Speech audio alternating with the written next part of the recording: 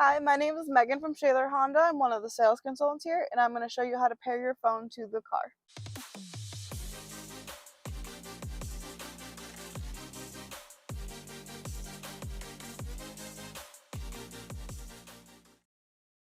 Alright, so to connect your phone to the Bluetooth on the Honda Passport, you're going to go into Settings, you're going to go into Connections, Bluetooth, and Connect a New Device.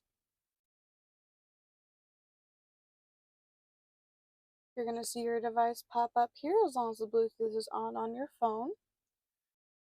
And compare the pairing code on the screen to the one that pops up on your phone and select pair.